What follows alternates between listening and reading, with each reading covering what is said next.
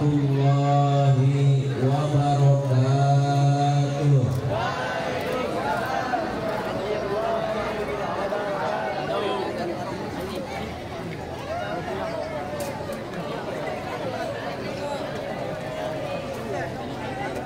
Bismillahirrahmanirrahim.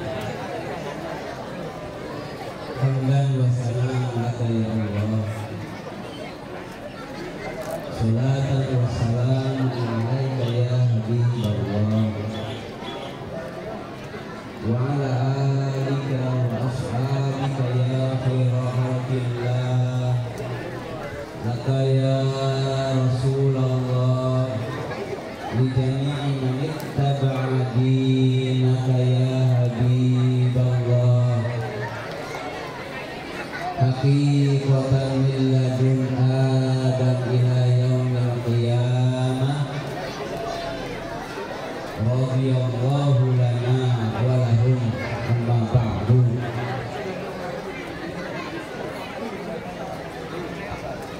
Laqad qala Allah Ta'ala fi kitabihil karim wa huwa asdaqul qailin.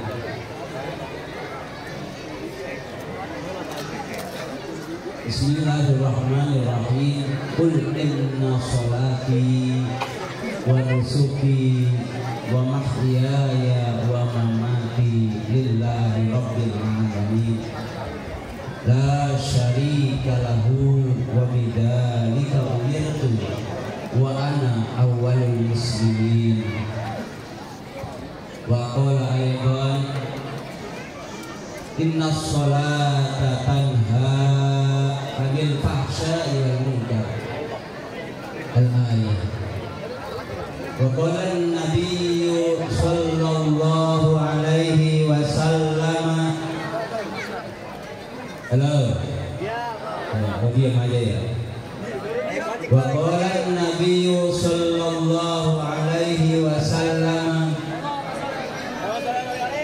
As-salatu imaduddin. Faman aqamaha faqad aqamaddin wa man tarakaha faqad hadamaddin. Shadaqallah wa shadaqa rasuluhun nabiyul habibul karim wa nahnu ala dzalika minasyahidin wa syakirin walhamdulillahi rabbil alamin. Hadratin haramin, Ibu Ketua Yayasan Pendidikan Hidayatul Rahman, Ibu Kepala Madrasah Ibtidaiyah Hidayatul Rahman, Ibu Kepala MTS Hidayatul Rahman, Bapak Kepala SMK Hiro, dan seluruh dewan guru di lingkungan Yayasan Pendidikan Hidayatul Rahman yang sama-sama kita muliakan, kita hormati, kita doakan semoga mereka senantiasa diberikan sehat walafiat, amin. Yang penting sehat dulu Pak ya. Kantong mah nggak ditanya ya. Biasanya kita teman-teman juga kantong mah ditanya.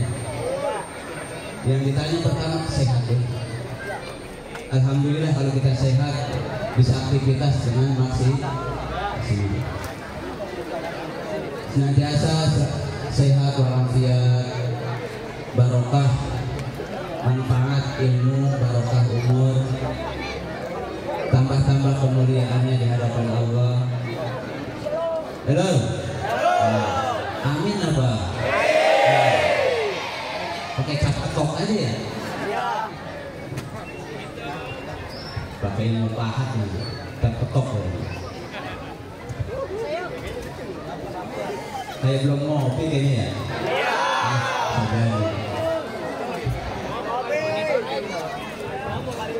Terus langsung minggir aja, jangan pengen ngopi juga ya Bang ya.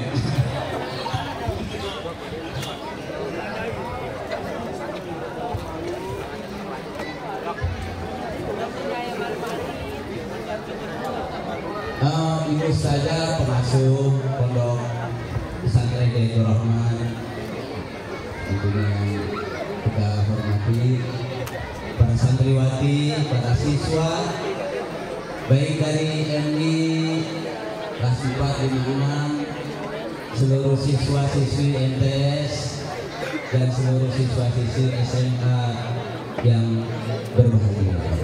Ya, tadi udah bahagia ya, dihibur sama tamu kita ini. Nggak tanggung-tanggung, 2 orang ini dari Hadramaut sama dari Pakistan gitu.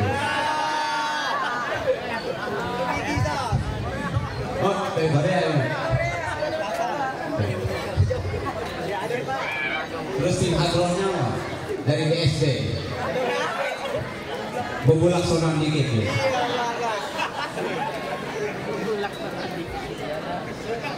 Alhamdulillah dengan penampilannya sudah bagus, maksimal ya. Nah, anak muda kita ini anak SMA mudah-mudahan terus bisa berkembang maju dengan keterampilan baca hadroh, baca maulid. Di tengah suasana yang sejuk ini, sejuk ya, sejuk apa dingin? Sesuai harapan kita, doa-doa kita ya. Alhamdulillah Allah kabul doa-doa kalian ya. Acara kita berjalan lancar, cuacanya bersahabat, panas enggak, hujan juga enggak ya. Alhamdulillah.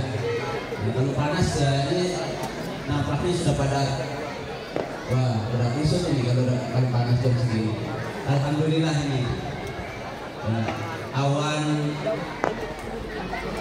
di atas kita ini ya tidak menurunkan air dan juga menghalangi cahaya mentari, sehingga acara pagi ini kita begitu khusyuk ya, begitu hikmat kita mengikuti, tidak terganggu dengan panas, tidak terganggu dengan air. Semoga suasana ini pun menggambarkan suasana hati kita yang sejuk, hati kita yang damai, hati kita yang merdeka tanpa problem.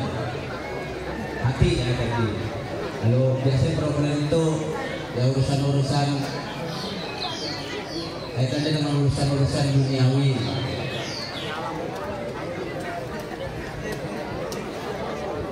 Anak-anak sekalian,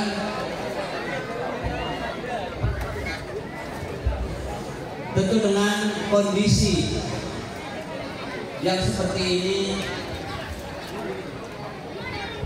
dan ini pula yang pertama diadakan di lingkungan Yayasan Hidayah Rahman, kita memperingati Isra Mi'raj 27 Rajab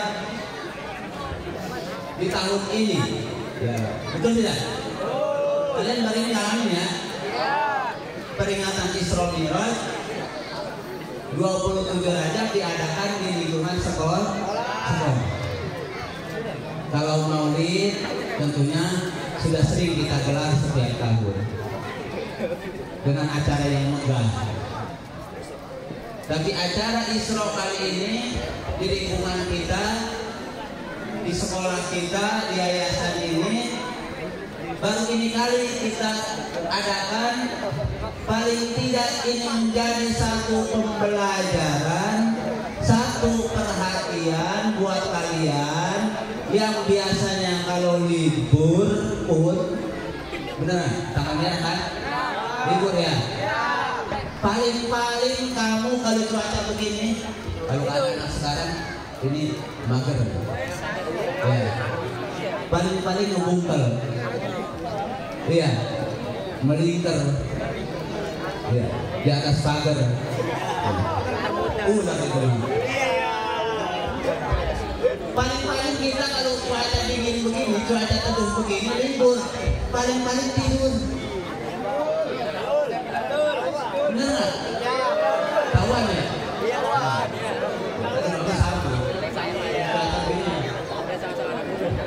Bawahnya malas ya kemana-mana ya. Tapi alhamdulillah dengan diadakannya kegiatan seperti ini, walaupun ini menyita libur kalian, tapi insya Allah bermanfaat. Betul?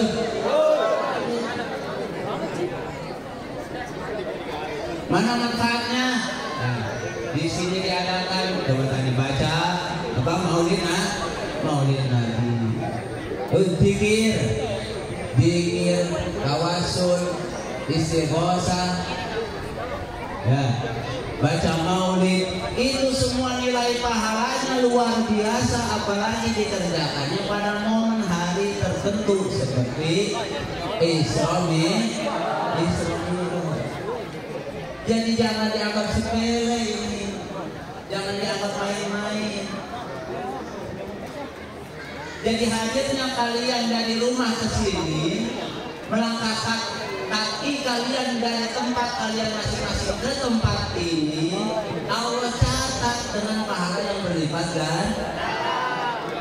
Enak nggak? Ini udah sia-sia kalian datang ke sini. Betul? Betul. Seandainya saja kalian dari rumah jalan ke sini lalu di tengah jalan ketubruk kambing mati. Ya, kambing yang mati, kalian yang mati. Misalnya di tengah jalan kalian ketabrak kambing, lalu kalian mati, itu sudah dicatat mati syahid. Bayangkan, ada niatnya mau menuntut niatnya mau mengajar. Niatnya mau hadir di acara Isra Mi'raj. Betul apa betul? Dan alhamdulillah yang hadir dari berbagai belahan wilayah Indonesia. Ya, ada tembus sampai dari Aceh. Ya. Ubay dari Papua kawan-kawan.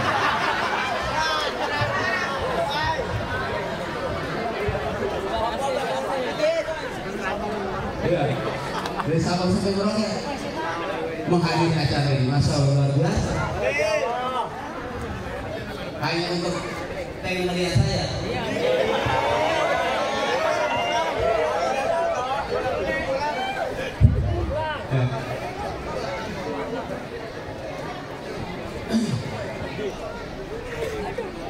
Jadi insya Allah manfaat hadirnya kalian di sini bukan cuma-cuma, bukan sia-sia.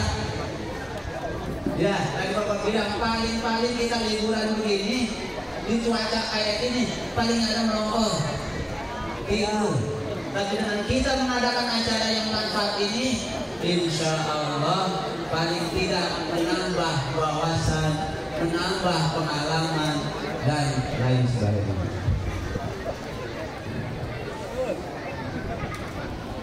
Alhamdulillah nih barisan putri ini, barisan hitam-hitam. Laskar apa ini?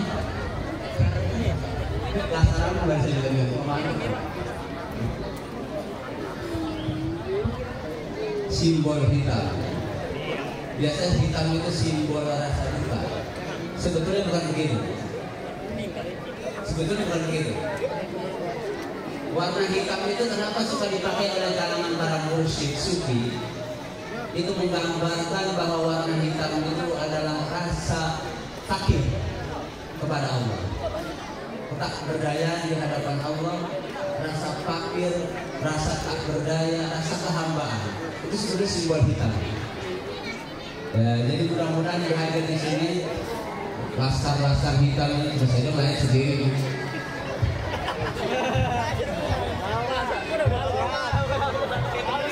Ya. Mungkin saya sudah beralih ke aliran putih gitu. Ya. Nampaknya sudah beralih ke aliran putih. Karena rambut saya pun sudah banyak putih. Jadi gitu ya, sudah mulai beralih ke aliran putih. Bapak Ibu Dewan Guru sudah anak sekali ya. Secara historis ya, secara sejarah mungkin ya kalian yang duduk di madrasah baik sana Sanawiyah maupun Ibtidaiyah pernah belajar tentang peristiwa Isra Mi'raj. Biasa kalau di madrasah dipelajari. Kalau di pesantren ada nama kitab khusus. Kitab apa namanya? Yang bedah tentang Isra Mi'raj. Kitab khusus ya. Mana santri ini? Gak ada yang jawab. Santri biasa ngaji itu kitab apa namanya? Yang biasa dikaji tentang Isra Mi'raj.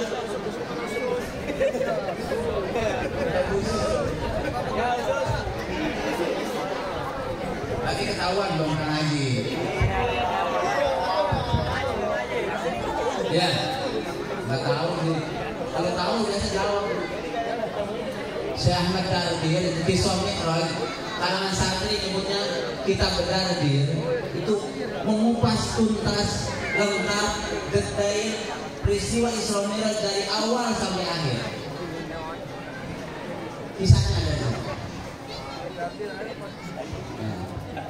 itu secara historisnya ya. Dan peristiwa itu terjadi di malam 27 Rajab dulu ya, Nabi malam 27 Rajab, bukan semalam, bukan. Malam 27 Rajab tahun 10 kenabian. Ketika Nabi 10 tahun diangkat menjadi Rasul, 10 tahun menjadi Rasul, baru ada perintah sholat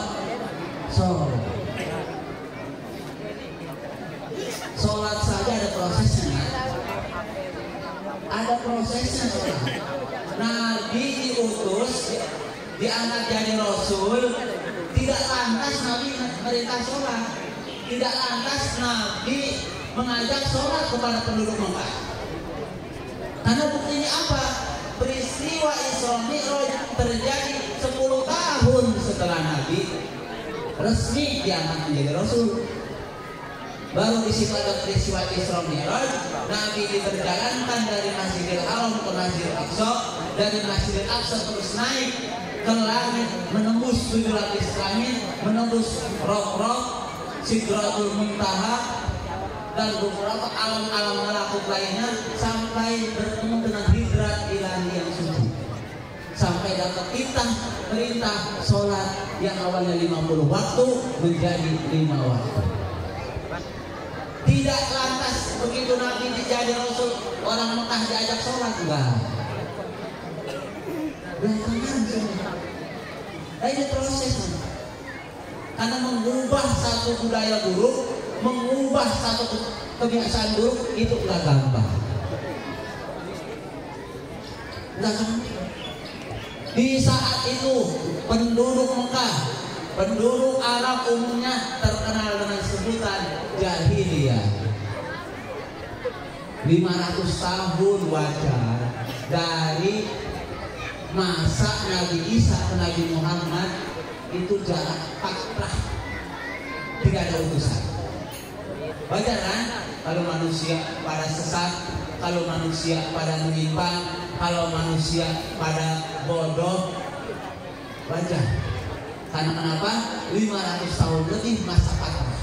Masa fatrah itu adalah kekosongan, tidak ada seorang Rasul yang diutus oleh Allah. Dan antara jarak Nabi Isa ke baginda Nabi Muhammad SAW. Bayangkan berapa generasi? 500 tahun lebih. Karena baginda kita lahir di tahun 571 Masehi, baru lahir sebagai anak manusia, sebagai wujud manusia, sebagai Rasul ya, belum. Karena sebagai Rasul itu 40 tahun, usia Nabi 40 tahun baru beliau sebagai Nabi dan Rasul. Tapi 571 beliau lahir sebagai wujud manusia, belum sebagai Nabi dan Rasul. Berarti 40 tahun kemudian barulah ada risalah kenabian, ada pangkat nubuwah namanya. Begitu prosesnya panjang. Apa yang pertama kali Nabi dakwahkan waktu itu di Mekah? Nah, yaitu tentang akhlak. Apa nak? Akhlak budi pekerti. Tata kerama. Maka Nabi mengatakan innama bu'istu liutammima makarimal akhlak. Jadi akhlak dulu dibenahi sambil membawa ajaran tentang berita alam gaib, tentang surga, tentang neraka, tentang pahala, tentang dosa. Itu karena Nabi sebagai basyirun memberikan kabar gembira. Apa kabar gembira? Ya berupa balasan-balasan, berupa pahala, berupa surga. Itu namanya basyir. Sang pemberi sang pemberi kabar gembira. Nah lalu kemudian Nabi disebut An-Nadir sebagai pemberi peringatan. Memperingati apa? Nah, ada hari balasan nanti, ada disebut Yaumul Qiyamah nanti. Di situ ada balasan, di situ ada siksa, di situ ada neraka. Nah itu Nabi sebagai An-Nadir. Jadi sebagai pemberi peringatan. Jadi al-Bashirun Nadir. Dan apa hubungannya sholat dengan akhlak? Halo?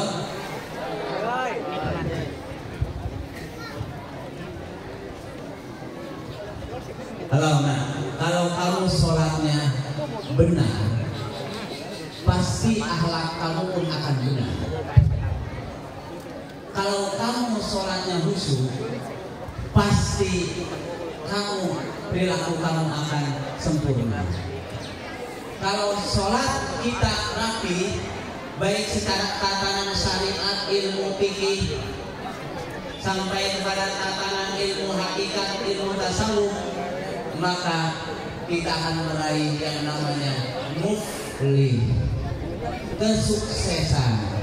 Maka Al-Quran mengatakan qad aflahal mu'minun. Diam aja. Mentang-mentang bapak bukan Polri. Bilang Polri mah baru satu kali kan Allah. Kompak kamu. Bilang bapak yang baca ayat pada diam aja ya. Mentang-mentang bukan Polri. Ulang ya. Ulang, aduh, nggak bisa lagunya nih. Qad aflahal mu'minun alladzina hum fi salatihim khashi'un. Lumayan lah. Panas-panasannya. Dulu pernah jadi juara RT, kalau syuting tinggi. Cuma peserta yang duanya gugur sakit. Dia tinggal bawa sendiri, makanya menang.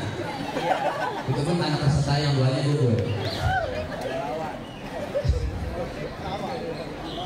Sungguh sukses.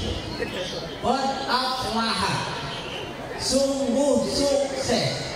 Aflaha itu diartikan sukses, diartikan beruntung, diartikan bahagia.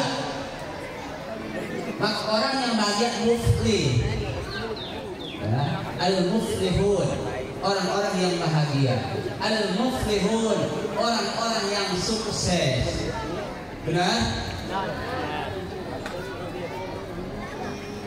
Siapa orang-orang yang bahagia menurut konteks ayat ini?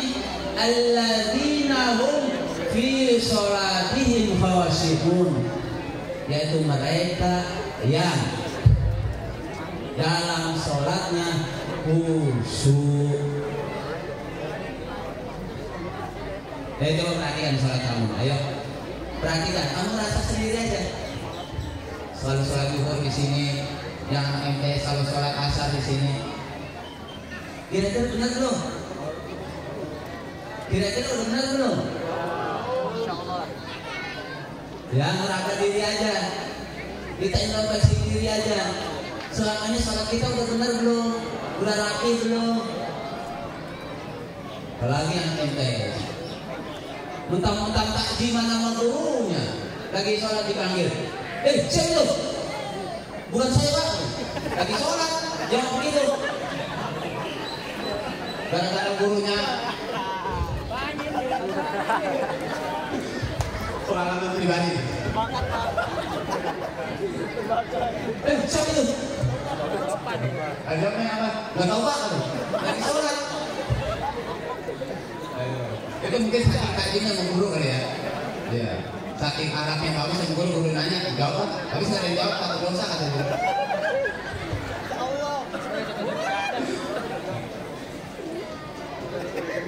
Ya Allah ya Rob. Aduh. Ini. Nah, kamu dulu mah ngaji nggak sih? Cobalah ya di rumah biar gak tekun lah ya. Ngaji dikit, terutama ya ngaji praktek ibadah. Jangan sampai kejadian sholat kayak gitu. Masa lagi sholat nyautin, nggak tahu Pak. Ini juga terjadi banyak di anak SMA kalau sholat duha. Aduh. Cobalah ya, dikit-dikit perbaiki, dikit-dikit merasa diri aja. Merasa diri belum mampu nih, belum benar. Ya sebenarnya urusan sholat saya sendiri belum bisa. Ya belum bisa mencapai pangkat derajat yang benar-benar khusyuk itu. Kita sama-sama belajar. Terutama yang penting adalah fikihnya, ya. Bagaimana menerapkan syaratnya, mempraktekkan, melaksanakan rukunnya, meninggalkan yang batalnya itu kudu rapi. Ini sholat loh, menghadap Allah, dan di situ kamu ada dialog dengan Nabi. Berasa nggak kamu dialog dengan Nabi? Tanya, berasa nggak kamu dialog sama Nabi dalam sholat? Hah? Karena belum paham. Kalau kamu paham, kamu dialog sama Nabi di situ. Mana pentingnya? Tuh kamu baca Assalamualaikum ayyuhan nabi wa rahmatullahi wa barakatuh. Ketika kamu mengucapkan Assalamualaikum, wahai salam sejahtera ya.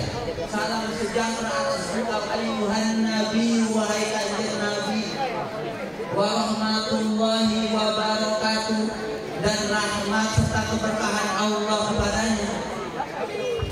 Dan kita jangan main-main bersolat itu. Kamu dialog dengan Allah, kamu sedang bicara dengan Allah, kamu juga sedang dialog dengan Nabi. Tuh makanya kudu paham begitu. Loh. Makanya pelajari sedikit demi sedikit. Nah, guru ngaji banyak sekarang. Mungkin tiap RT ada 5. Benar nggak? Bukan tiap desa lagi, tiap RT ada 5 bisa sekarang. Atau kira-kira sampai nggak bisa ngaji mah. Apalagi kamu sekolah di madrasah. Aduh, ntar dialogin sama tetangga kamu. Ini anak sekolah di madrasah katanya. Itu tetangga. Ini anak sekolah di madrasah tapi baca sholat kagak bisa. Di madrasah kata orang sini. Maksudnya ngomongin madrasah.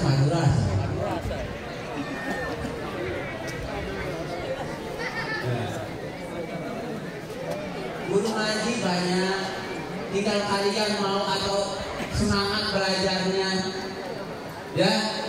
Lah, coba ulama-ulama dulu, ayo nih, ngaji, ulama-ulama dulu, contoh Nawawi, orang Banten asli, orang Tangerang, belajarnya jauh sampai ke Mekah.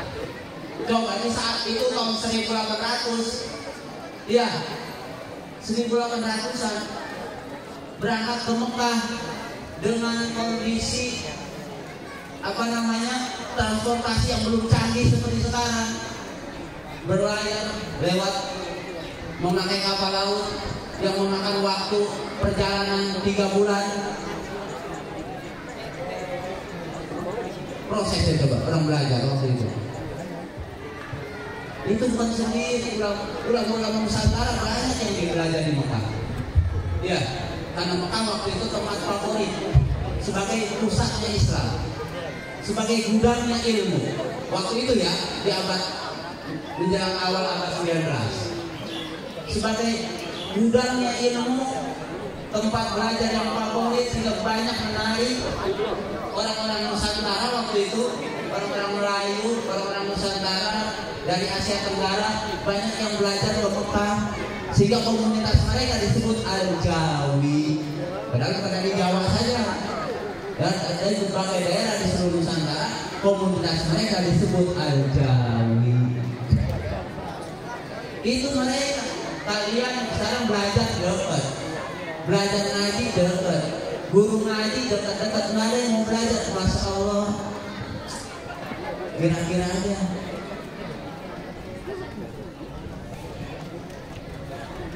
Itu hebatnya Syekh Umar, ayahnya Syekh Nawawi. Pesantrenin anaknya ke Mekah bukan hanya Syekh Nawawi saja, saudaranya Syekh Ahmad Syihab, Syekh Tamim, Syekh Abdullah, itu semuanya keadaannya di Mekah, belajar di Mekah, sehingga menjadi ulama-ulama besar, menjadi orang-orang sukses. Betul lah, betul? Kamu pengen sukses tidak? Pengen sukses tidak, nak? Paling tidak ketika kalian ingin sukses, akrab dengan orang-orang yang sukses, berkawan dengan orang-orang yang sukses, minimal baca sejarah orang-orang sukses. Begitu ya. Pengen sukses gaulnya macam bang yang di Popotek suka sila banting-banting kaple, banting domino di pojokan, tiap hari kerjanya begitu. Bisa nggak kira-kira sukses? Bisa tidak? Mana ada? Tidak ada kamus, tidak ada musuh. Orang yang sukses itu mesti dengan kerja keras, dengan kesungguhan, ketekunan, keuletan, kesabaran, dan itu ada di dalam sholat. Nah, maknanya luar biasa kalau kau kaji mana sholat. Itu ada di dalam sholat, tidak jauh-jauh. Asal kau paham, kau ngerti itu sholat, maka kesuksesan itu akan ada dari situ. Karena kaunya malas mengkaji, kaunya malas baca, kaunya malas menelaah, ya akhirnya nggak apa-apa.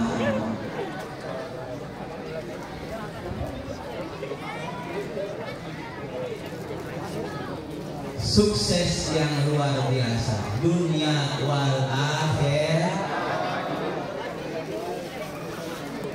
Nah, jangan kamu salah paradigma pemikiran kamu, jangan salah.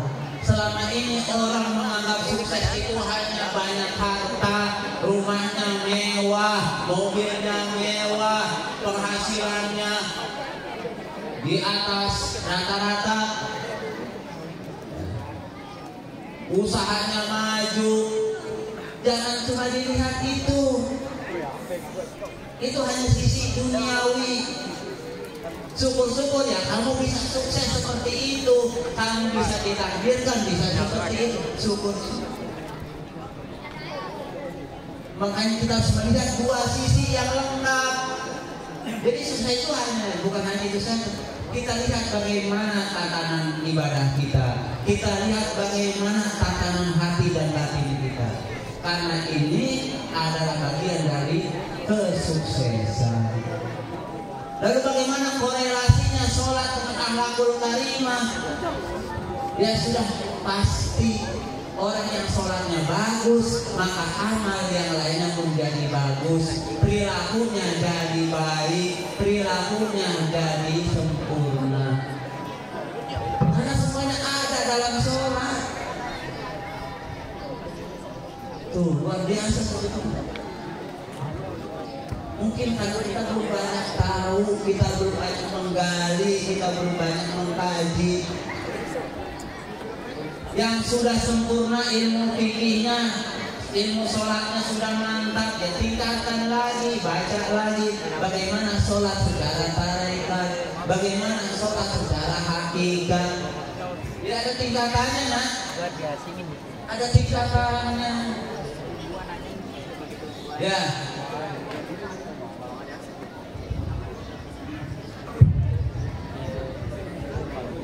Jadi ada apa namanya ranking. Bukan hanya kamu sekolah ada ranking saja. Ada 10 besar tingkat misalnya. Ada juara kelas, juara umum. Dalam tingkatan makom hati kita, rohani kita itu ada tingkatannya, ada perankingannya. Gitu. Jadi kita sesuai di makom kita yang sedang berjalan. Paham nak? Belum? Paham? Insya Allah kalau paham pasti besok sholat zuhurnya lebih rapi. Sholat duhanya lebih khusus. Besok kita lihat. Kalau sholat duhanya besok masih nggak rapi, sholat zuhurnya masih berantakan, berarti belum paham. Ngaji terus, ngaji lagi sampai paham.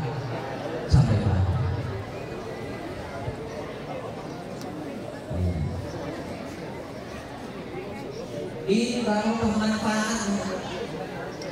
Kita libur tanggal merah 27 Isra Mi'raj, manfaat barokah kita hadir di sini.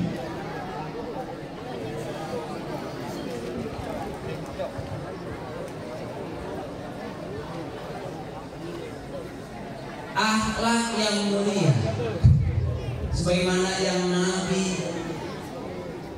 menjadi misi utama ketika beliau diutus. Lalu sholat hadir belakangan 10 tahun setelah diutus. Lalu puasa belakangan lagi malah Ramadan. Itu setelah Nabi hijrah ke Madinah dapat 2 tahun. Berarti secara historis, secara sejarah, amal-amal ibadah yang Allah perintahkan untuk kita di umat kanjeng Nabi itu berproses, bertahap. Tuh, bertahap, nggak ada sekaligus, nggak ada yang apa namanya saklek gitu. Bertahap, berproses. Mudah-mudahan kita pun duduk di sini hadir sekarang itu bagian dari proses kita masing-masing, mengawali diri kita dengan akhlak yang baik, mengawali diri kita dengan perilaku yang bagus, mengatakan ibadah dinasik mulailah dari diri kita masing-masing. Betul? Dengan memulai dari diri kita, siapa tahu cahaya-cahaya yang ada pada diri kita menebar, membuat apa namanya, menebar ke orang-orang di sekeliling kita. Begitu harapan. Apalagi ya, cara kita ini bagus dan diisi sama zikir, baca sholawat, ada kajian yang juga lengkap. Betul.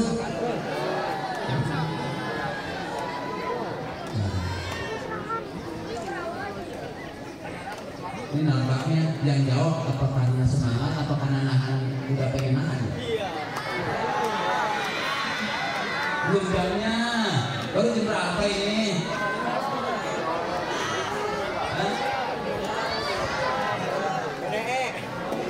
Si pagi, itu teduh nih, alhamdulillah teduh ya. Kalau panas siang ini, nggak perlu sakrisi, nggak perlu. Baik, nah yang penting hari ini kita sedang berproses menuju menjadi diri kita yang sebaik-baiknya, diri kita yang sesungguhnya.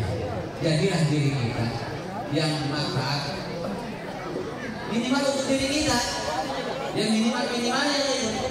Jangan sampai kita itu menzolimi diri kita. Jangan sampai diri kita itu menzolimi diri kita sendiri. Nah, emang ada orang menzolimi diri sendiri? Ya banyak, tidak terasa malah. Kita hanya tahunya menzolimi orang begini, mengambil harta orang, hak orang lain, menyakiti orang dengan tangan kita, dengan lisan kita. Bukan itu saja, ternyata ada perilaku kita yang menzolimi diri kita itu sendiri. Nah, mari kita berproses itu agar sedikit demi sedikit perilaku kita menjadi bagus, akhlak kita menjadi baik. Mari kita berproses agar ibadah sholat kita dari sekarang sampai nanti terus kalian hidup, kalian tutup usia, kalian memejamkan mata, ibadah kita menjadi baik. Ya, demikian karena tadi Bapak udah ngomong memejamkan mata, tutup usia, berarti kalau udah tutup usia udah selesai pula tausiah. Ya, yang penting Pak sedikit tapi masuk. Benar?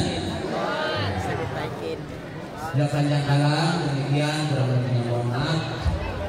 Semoga Allah senantiasa memberikan kita kemudahan urusan baik dunia maupun urusan akhirat kita.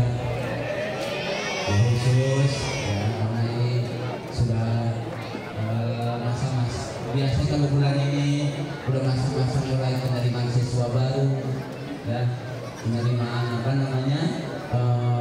murid baru, yang mudah-mudahan Yayasan Hidayatul Rahmah sekolah kita ini baik di tingkat MD-nya, tingkat madrasah sanawiyahnya, di tingkat SMA-nya, ya, sekolah kita ini masih tetap dapat kepercayaan dari masyarakat untuk menitipkan putra putrinya, menitipkan anak-anak di sekolah kita ini.